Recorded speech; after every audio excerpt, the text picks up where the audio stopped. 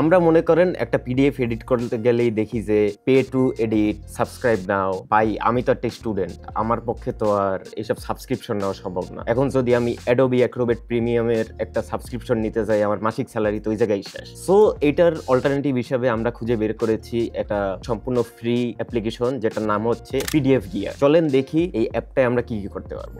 So শুরুতে আমরা search দিব পিডিএফ গিয়ার। এখানে চাইলে আপনারা তাদের অফিসিয়াল ওয়েবসাইট থেকেও ডাউনলোড করতে পারবেন এবং অ্যাপটা আমাদের মাইক্রোসফট স্টোরেও আছে।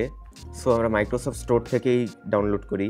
And this is the app. এখানে আপনি চাইলে পিডিএফ থেকে যে কোনো ফরম্যাটে কনভার্ট করতে পারবেন এবং যে কোনো ফরম্যাট থেকে চাইলে পিডিএফেও কনভার্ট করতে পারবেন। একটা পিডিএফকে আপনি স্প্লিট করতে পারবেন এবং মাল্টিপল পিডিএফ আপনি চাইলে মার্জও করতে পারবেন। অ্যান্ড এবার চলেন দেখি আমরা একটা পিডিএফ এডিট করার ট্রাই করি। This is the PDF. আমরা এখন এডিট সিলেক্ট করলাম এবং আপনি দেখছেন যে যতগুলো টেক্সট ফিল্ড আছে সবগুলো আপনি এডিট অপশন পেয়ে যাচ্ছেন এবং এখান থেকে আপনি চাইলে যে কোনো কিছু অ্যাড করতে পারেন, রিমুভ করতে পারেন, সম্পূর্ণ ফ্রি। এবং আপনি যা এডিট করবেন সেটিকে আপনি ইনস্ট্যান্ট সেভ করে ফেলতে পারবেন।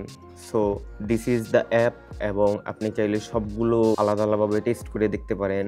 এখানে আরেকটি ইন্টারেস্টিং ফিচার হচ্ছে কম্প্রেস পিডিএফ। এখানে আপনি চাইলে একটি পিডিএফকে সিলেক্ট করে কম্প্রেস করে ফেলতে পারবেন এবং সাইজ কমিয়ে আনতে পারবেন। সো ফ্রম মাই এক্সপিরিয়েন্স এটা ভালোই একটা অ্যাপ, সো রেকমেন্ডেড।